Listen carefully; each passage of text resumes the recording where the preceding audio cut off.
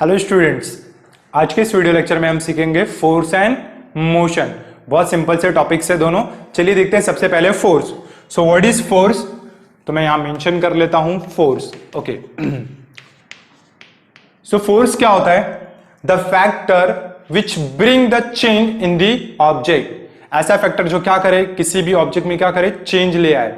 या फिर a factor which use to push और पुल द ऑब्जेक्ट। तो यहां पे हम मेंशन कर सकते हैं ब्रिंग चेंज और क्या करे, पुश या फिर पुल करे। ओके, सो उसे हम कहते हैं फोर्स।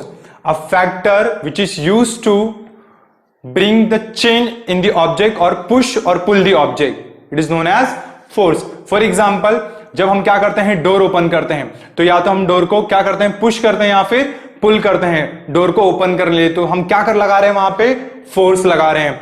तो force is nothing but the push और पुल द ऑब्जेक्ट और use to bring change in the object. So what is the mathematical formula of force? So force is represented by m into a। So where f is force, f हमारा क्या होता है, force होता है। हमारा जो m है वो क्या रिप्रेजेंट करता है, मास, है ना, जो भी ऑब्जेक्ट है उसका मास। उसी तरीके से जो हमारा a है वो होता है हमारा एक्सीलरेशन ऑफ द ऑब्जेक्ट। तो ये रिप्रेजेंटेशन है हमारे फोर्स का।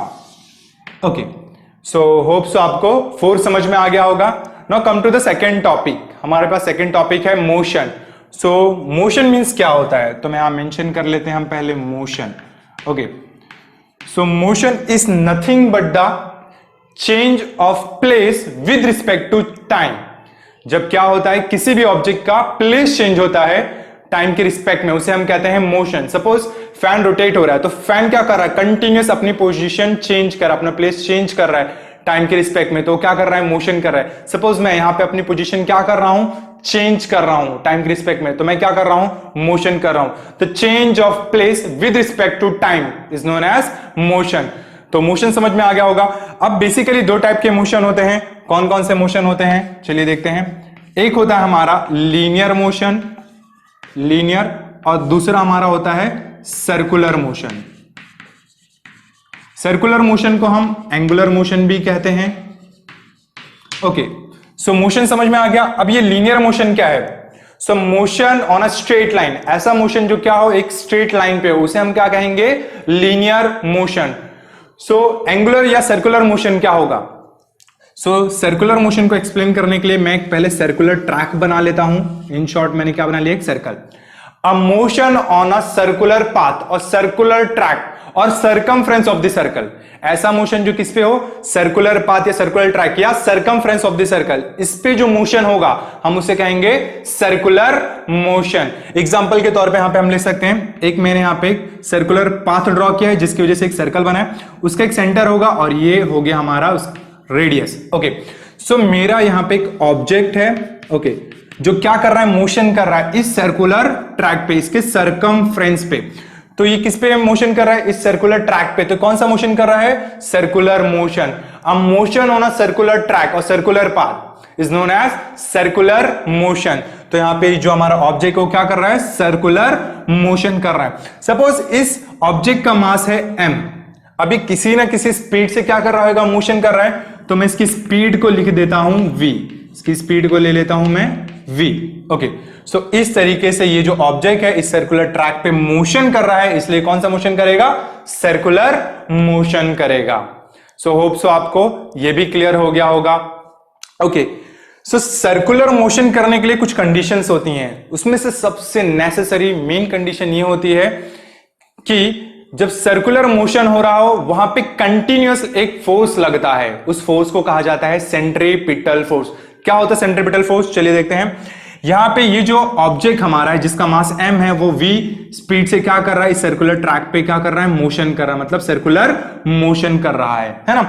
तो ये जो ऑब्जेक्ट है ये कंटिन्यूअस इस रेडियस के अलोंग, इस रेडियस के पैरेलल, इस सेंटर पे कंटिन्यूअस क्या लगाता है, फोर्स लगाता है ना, क्या लगाता है, फोर्स लगाता है। उस फोर्स को कहा जाता है सेंट्रीपिटल फोर्स, उस फोर्स को कहा जाता है centripetal force. A force exerted by the object toward the centre along the radius known as a centripetal force. ऐसा फोर्स जो ऑब्जेक्ट से लगे सेंटर के तरफ इस रेडियस के अलोंग, उसे कहा जाता है सेंट्रिपिटल फोर्स। तो विदाउट सेंट्रिपिटल फोर्स कोई भी सर्कुलर मोशन नहीं हो सकता। तो दो centripetal force is necessary for the circular motion. अगर हमें जानना है कि कितना लग रहा है यहां पे फोर्स सर्कुलर मोशन, अगर हमें सेंट्रिपिटल फोर्स रिप्रेजेंट करना है कि कितना लग रहा है, तो हम कैसे बता सकते हैं? अगर m मास का ऑब्जेक्ट है, r हमारा रेडियस है और v स्पीड से वो क्या कर रहा है? सर्कुलर मोशन कर रहा है, तो वहां पे जो सेंट्रिपिटल फोर्स लगता है वो क्या होता है? mv² upon r। यहां पे जो ये फोर्स है वो कौन सा होता है? सेंट्रीपिटल। तो हम यहां पे स्मॉल सा रिप्रेजेंट कर देते हैं cp। cp mean centripetal force. So hope so आपको यहां तक ये क्लियर हो गया होगा। नाउ अब हम देखेंगे जो लीनियर या सर्कुलर मोशन हो रहा था, ये भी फर्दर दो टाइप्स के होते हैं। वो कौन कौन से होते हैं? यूसीएम और नॉन यूसीएम। यूसीएम मतलब होता है हमारा यूनिफॉर्म सर्कुलर मोशन, यूसीएम, और एक होगा हमारा नॉन यूसीएम। ओके, सो यूसीएम क्या होता है? हमारा uniform circular motion. Non UCM non uniform circular motion. So what is uniform circular motion? Suppose ये ऑब्जेक्ट है हमारा यहाँ पे m मास का, ये इसकी ओरिजिन यहां से स्टार्ट कर रहा है मोशन, ये स्टार्ट करेगा पूरा रिवॉल्व होके अगेन अपनी ओरिजिनल पोजीशन पे आएगा। तो इसको कुछ ना कुछ इस टाइम पीरियड ऑफ रिवोल्यूशन लगा होगा, कुछ ना कुछ टाइम लगा होगा। सपोज हम मान लेते हैं इसको लगा है 5 आवर्स। कितना लगा है? 5 आवर्स एक रिवोल्यूशन के लिए, एक पूरा राउंड कंप्लीट करने के लिए। सो अगेन जब ये वापस अपनी ओरिजिनल पोजीशन पे आ गया, अगेन ये कंप्लीट करने के लिए वापस कितना टाइम ले रहा है? 5 आवर्स ले रहा है। देन अगेन वापस स्टार्ट करता है, कितना टाइम ले रहा है? 5 आवर्स ले रहा है। So a circular motion with constant speed, speed क्या हो? जिसमें कांस्टेंट हो। अब हम यहां देखेंगे कि एक राउंड, एक रिवोल्यूशन के लिए वो कितना टाइम ले रहा है? 5 आवर्स ले रहा है, जो कि कांस्टेंट है। मतलब इस ऑब्जेक्ट का जो सर्कुलर मोशन है वो कैसा हो रहा है? कांस्टेंट स्पीड से हो रहा है। तो इसे हम कहेंगे uniform circular motion. A circular motion with a constant speed known as a uniform circular motion। तो नॉन सर्कुलर मोशन क्या होगा? जिसकी स्पीड क्या ना हो? कांस्टेंट ना हो। जैसे यहां पे एक बार इसने कंप्लीट होने के लिए 5 आवर्स लिया, तो नेक्स्ट टाइम 6 आवर ले लिया एंड देन अगेन 4 आवर्स ले लिया। तो यहां पे जो हमारा टाइम पीरियड है वो क्या कांस्टेंट है? स्पीड कांस्टेंट है? नहीं। तो वो क्या हो जाएगा? Non uniform circular motion. तो उम्मीद है ये भी समझ में आ गया होगा। Now come to the magnitude of centripetal force. Centripetal force के मैग्नीट्यूड पे आते हैं। तो यहां पे हम मेंशन कर लेते हैं magnitude of centripetal force. Okay, हमें सेंट्रिपिटल फोर्स का मैग्नीट्यूड वैल्यू फाइंड करना है, तो हम कैसे करेंगे? ओके, चलिए यहां पे देख लेते हैं। अब इसी एग्जांपल को यहां पे जो हमारा सेंटर है, सपोज मैं इसे क्या मान लेता हूं? सन मान लेता हूं। क्या मान लेता हूं? सन। ओके, जैसे हम सबको पता है सन के अराउंड क्या होता है? हमारे प्लैनेट रिवॉल्व होते हैं। तो उसके अराउंड कैसे, कौन से पाथ पे? सर्कुलर पाथ पे, है ना। तो इन शॉर्ट हमारे जो प्लैनेट होते हैं वो सन के अराउंड क्या करते हैं? सर्कुलर मोशन करते हैं। तो ये हमारा प्लैनेट है जो सर्कुलर मोशन कर रहा है। तो हमारे इस प्लैनेट का मास m है और सन और प्लैनेट का जो डिस्टेंस है, उसका रेडियस वो r है, और वो कौन से स्पीड से क्या कर रहा है? हमारा v स्पीड से मोशन कर रहा है। तो इसके लिए जो सेंट्रिपिटल फोर्स होता है कितना होता है? हमने ऑलरेडी देखा है। तब हमारा सेंट्रिपिटल फोर्स होता है यहां पे mv² अपॉन r।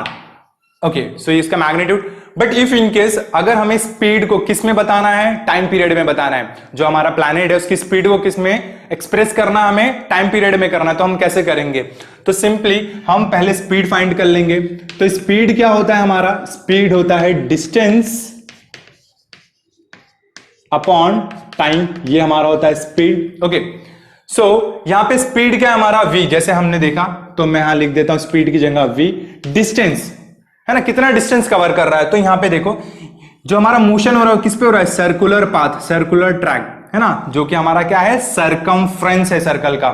तो ये जो हमारा ऑब्जेक्ट है, ये प्लैनेट जो है वो कितना करेगा कवर? ये सरकमफ्रेंस कवर करेगा। सरकमफ्रेंस ये डिस्टेंस जो है कवर कर रहा है। तो सरकमफ्रेंस क्या होता है हमारा? 2 पाई r होता है। जो टाइम पीरियड है हमारा वो हम क्या मेंशन कर देंगे, t। तो इस तरीके से हमारा स्पीड क्या मिल गया, 2πr/t। ओके, सो चलिए इसमें हम पुट कर देते हैं, force is equal to m। इस v की जगह क्या पुट करेंगे हम, 2πr/t, इस पूरे का whole square, then whole square upon r। Okay, so force is equal to, यहां पे 2 का स्क्वायर 4, देन पाई का square pi square m r square.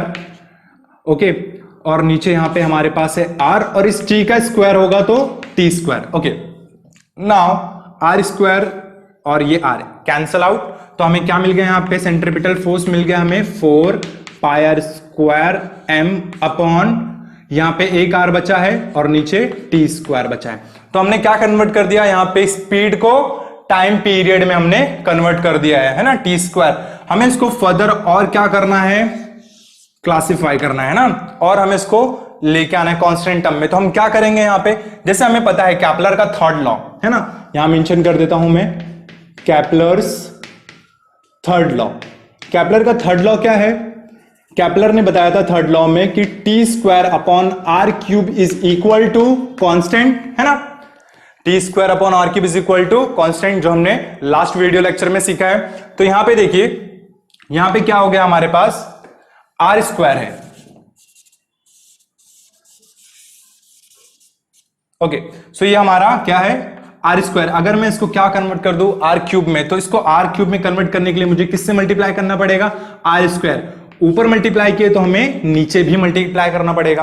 Okay, सो ये हमारा क्या बन जाएगा, सेंट्रीपिटल फोर्स। चलिए देखते हैं यहां पे, so centripetal force is equal to 4π square m।